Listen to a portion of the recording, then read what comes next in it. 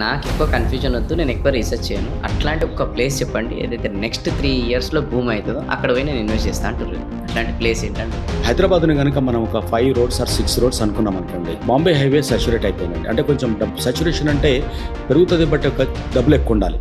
So ఇటు పక్కన తీసుకుంటే మళ్ళీ మేడ్చల్ రోడ్లో కూడా చాలా దూరం దాకా మనకు పోయినది కనబడుతుంది.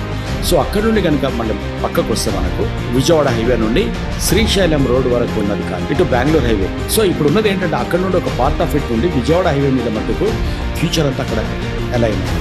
డెఫినెట్గా అది అలా మూవ్ అయి తీరాల్సిందే.